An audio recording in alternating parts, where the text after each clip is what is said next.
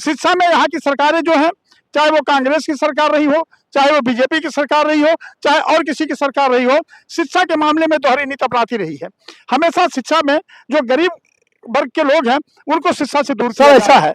इस देश के जो मनवादी मीडिया है या मनवादी लोग हैं, वो अंधविश्वास को अभी भी बरकरार रखना चाहते हैं, बल्कि पहले से ज्यादा और फैला रहे हैं। आप अगर टीवी खोलकर बैठ जाएंगे, क्यों चाहते हैं कि अंधविश्वास में फंसे पड़े रहें, इनके बच्चे पढ़ लिख के आगे ना, तो हम जागरूक नहीं है तो गिर जाएंगे। वो तो जो जागरूक है, जो समझदार लोग हैं, वो तो नहीं जा रहे हैं, लेकिन जो लोग जागरूक नहीं है, समझदार नहीं है, वो उनके कहने में, उनके बहकावे में आ जा रहे हैं। बाबा साहब का मूवमेंट मिशन होगा, जिनके अंदर जागरूकता होगी, बाबा साहब को जो मानता होगा, कांसीराम साहब को जो मानता होगा, बहन जी को जो मानता होगा, पार्टी का जो वर्कर होगा, उसे कहीं जाने की जरूरत नहीं होगी, कुछ लेने की जरूरत नहीं होगी, वो जरूर जाएगा, किसी भी हाल में वो कार्यक्रम में जरूर पहुंचेगा।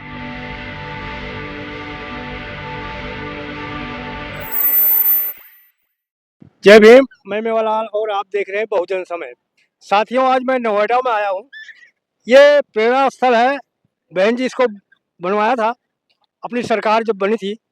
तो आज बाबा साहेब का परिनिर्वाण दिवस है। तो यहाँ पर जो बहुजन समाज के लोग हैं, भारी संख्या में यहाँ पर बाबा साहेब को यहाँ पर आदरांजलि देने के लिए आए थे। तो मैं घूमते घूमते हमारे साथ कुछ बसपा के कार्यकर्ता है, इनसे समझूँ कि आखिर जो आज का दिन है, किस तरह से ये लोग इसको देखते हैं कि आज बाबा साहब हमारे बीच में नहीं है। जैसा उनका नारा था कि शिक्षित बनो, संगठित रहो, संघर्ष करो। मोतीराम सर, बाबा साहब का वो नारा शिक्षित बनो, संगठित रहो, संघर्ष करो नारा जो था, कितना सफल हुआ? बाबा साहब का नारा जो था, शिक्षित बनो, संगठित रहो, संघर्ष करो, वैसे तो बहुत सफल है, लेकिन जिस मायने में बाबा साहब की सोच थी, उस तरीके से अभी यहाँ भारत में शिक्षा का अभाव है। जो दलित गरीब कुनबा है, उनको जो शिक्षा मिलना चाहिए वो शिक्षा मिल नहीं रही है। शिक्षा की दोगली नीति हो गई है। एक तरफ अमीर के बच्चे बहुत बड़े बड़े स्कूलों में पढ़ रहे हैं और गरीब के जो बच्चे हैं वो प्राइमरी स्कूल में भी नहीं पढ़ पा रहे हैं। रोजी रोटी की भी समस्या बहुत बड़ी है, इसलिए शिक्षा का अभाव तो हमारे समाज में है। कुछ लोग जरूर संपन्न हुए हैं, बाबा साहब के संविधान के अनुसार पढ़ लिख करके अफसर बन गए, नौकरी में आ गए, धन दौलत थोड़ा बहुत इकट्ठा हो गया। उससे हमारी समाज की बहुत बड़ी बात अभी नहीं बनी है, जब तक कि पूर्ण रूप से हमारा समाज संपन्न नहीं हो जाता है। जब हमारा समाज पूर्ण रूप से संपन्न होगा, और संपन्न होने के लिए बाबा साहब का शिक्षित होना, और शिक्षा में यहाँ की सरकारें जो हैं, चाहे वो कांग्रेस की सरकार रही हो, चाहे वो बीजेपी की सरकार रही हो, चाहे और किसी की सरकार रही हो, शिक्षा के मामले में दोहरी नीति अपनाती रही है।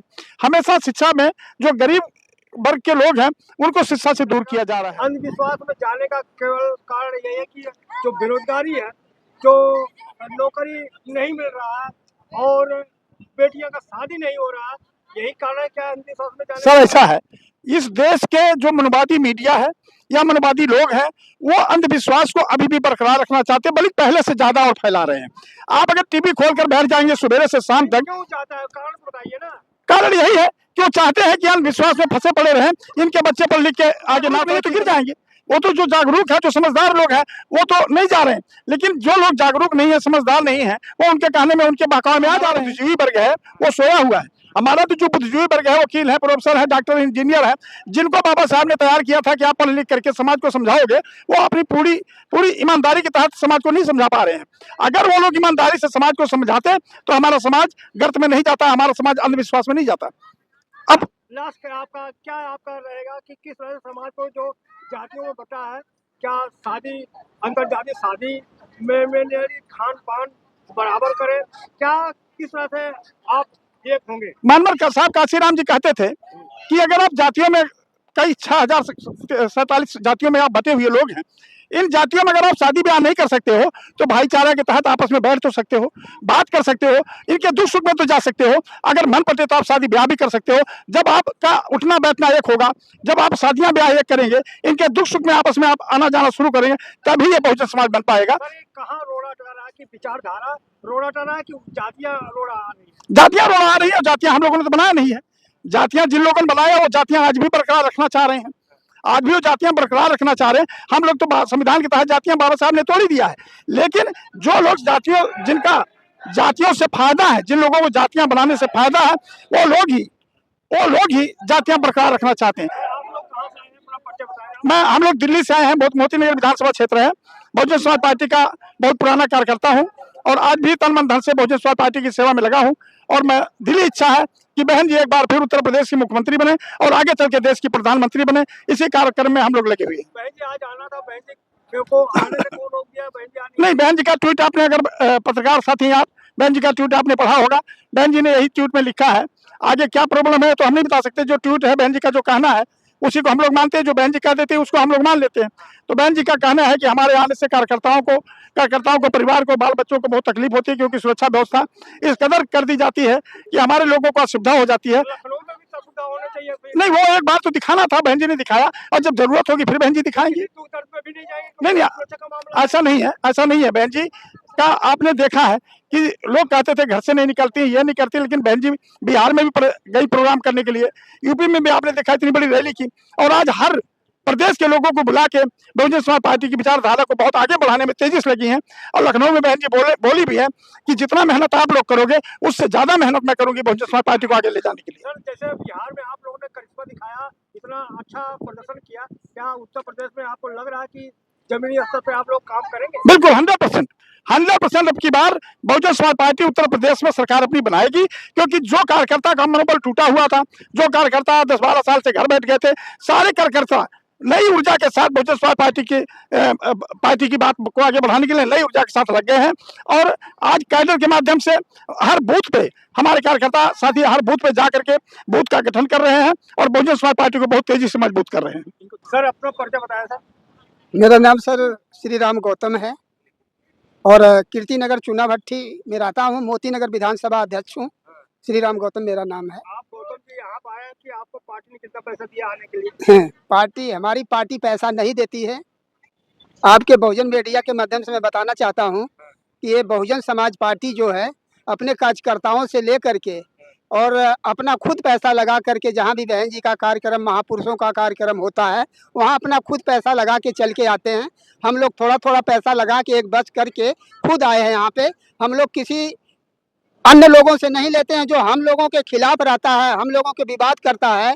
हम लोगों के अपने लोगों से लेकर के हम लोग कोई भी कार्यक्रम करते हैं अपने समाज से लेते हैं, अपने पार्टी के नाम से जो कार्य करता है उन लोगों से लेते हैं। हम लोग किसी धन्ना सेठ से, कुछ पूंजीपति से नहीं लेते हैं। आप तो आ गए तो बाकी लोग क्यों आएंगे इसमें? जब इसमें कुछ पैसा ही नहीं मिलेगा तो क्या करेंगे यहाँ खाली? हाँ, कि जिनकी सोच होगी वो पैसा नहीं देखेगा, वो जरूर आएगा, किसी न किसी हाल से जरूर आएगा। जिसके अंदर बाबा साहब का मूवमेंट मिशन होगा, जिनके अंदर जागरूकता होगी, बाबा साहब को जो मानता होगा, कांसी राम साहब को जो मानता होगा, बहन जी को जो मानता होगा, पार्टी का जो वर्कर होगा, उसे कहीं जाने की जरूरत नहीं होगी, कुछ लेने की जरूरत नहीं होगी। वो जरूर जाएगा, किसी भी हाल में वो कार्यक्रम में जरूर पहुंचेगा। बहुजन समाज पार्टी का लोग वोट क्यों करें? क्यों बहुजन समाज पार्टी छोड़े? क्या आप देखा बहुजन समाज पार्टी चुनने का? आज देखिए 4 बार जब उत्तर प्रदेश में बहन जी मुख्यमंत्री बनी हैं, तो जितने गरीब तबके के लोग थे, आज भी बहन जी की दबदबा है इस देश के अंदर, इस उत्तर प्रदेश के अंदर। आज गरीब तबके के लोगों के अंदर किसी की हिम्मत नहीं है कि जो गरीब तबके के लोगों को छेड़ दे या बोल दे या मार दे। तो ये ताकत बहन जी की जो 4 बार मुख्यमंत्री बनी है, उससे ये गरीबों की ताकत बढ़ी है। अरे लोगों को पेशाब कर दिया जा रहा है, लोगों को मार दिया जा रहा है, आप करोगे ताकत? तो देखिए पेशाब, इसीलिए तो लोग जागरूक होंगे। जब तक वो पेशाब नहीं किया जाएगा उनके ऊपर, कैसे जानेंगे कि हम शूद्र हैं? वो तो अपने आप को ब्राह्मण, क्षत्रिय, सिंह बताते हैं। लेकिन जो लोग के ऊपर पेशाब किया गया है, वो लोग के अंदर जागरूकता कब आएगी? जब ऐसे ही कांड होगा तभी तो जागरूकता होगी। आप ये बताओ, ढेर साथी हिंदू राष्ट्र बनाने के लिए जगह जगह यात्रा निकाल रहे हैं, तो आप लोग तो हिंदू है, एक हो जाओ, एक क्या दिक्कत उनके साथ? देखिए देश में अगर 3-4 बाबा बन करके पार्लियामेंट और यहाँ पे जा करके वो लोग, उनके कहने से कुछ नहीं होता है। वो बाबा बन करके जितने में है उतने ही कर सकते हैं। वो कभी मतलब हिंदू राष्ट्र उनकी बाप की बपौती नहीं है कि वो अपने मन मर्जी से न्यायपालिका किस लिए है, राज्यसभा किस लिए है, पार्लियामेंट किस लिए है? जो वहाँ से पास होगा वही होगा। ये बाबा की बस की बात है कि हिंदू राष्ट्र बना लेंगे? अच्छा काम को तो साथी देना चाहिए ना आपको। अच्छा काम क्या करें? देश के अंदर इतना भुखमरी, बेरोजगारी, बलात्कारी हो रही है, बाबा लोग इस पे ध्यान नहीं दे रहे हैं। वो हिंदू राष्ट्र बनाने से जनता का कल्याण होगा। मुस्लिम राष्ट्र देखना चाहते हो? ना ना ना, हम हिंदू नहीं, सबको सर्व समाज देखना चाहते हैं, सबको समानता देखना चाहते हैं, सबको स्वतंत्रता देखना चाहते हैं, सबको भाईचारा देखना चाहते हैं। कहीं किसी के जाति मजहब के बाबा साहब ने भी नहीं किया था। बाबा साहब ने तो सबको बराबर का अधिकार दिया था। किसी जाति, किसी धर्म, किसी मजहब के खिलाफ बाबा साहब ने संविधान में नहीं लिखा है। उन्होंने तो, बाबा साहब ने सबको अधिकार बराबर का दिया है। तो क्यों लोग विवाद करेंगे? ये तो बीच में बाबा लोग आकर के हिंदू राष्ट्र कर रहे हैं। हिंदू राष्ट्र कैसे होगा? लोकतंत्र है ये, सबका अधिकार बनता है इस देश के अंदर, बोलने का, बतियाने का, पढ़ने का, लिखने का, सारे चीज बाबा साहब ने दे दिया है। इनके कहने से हो जाएगा हिंदू राष्ट्र? आज देखो, बाबा साहब को कमजोर करने के लिए, उनको निगलेक्ट करने के लिए कह रहा है कि संविधान जो है बाबा साहब ने लिखा नहीं, BN राव ने बनाया है संविधान। बाबा साहब को खत्म करने की साजिश रची जा रही, कैसे कहेंगे? देख रहे हैं वो 3% कहने से कुछ नहीं होता है। 3% अगर चिल्लाते रहेंगे ना, तो उनके चिल्लाने से कुछ नहीं होगा। 90%, 99% अगर बाबा साहब को मानने, संविधान को मानने वाले हैं, तो 3 लोग चिल्लाते रहे ऐसे। आज दुनिया में आप देख रहे हैं कि बिना बाबा साहब का किसी का काम चलने वाला नहीं है। हिंदू राष्ट्र में माहौल तो बना रहे हैं। माहौल बनाने दीजिए, माहौल बना रहे हैं, बनाने दो, माहौल बनेगा नहीं वो।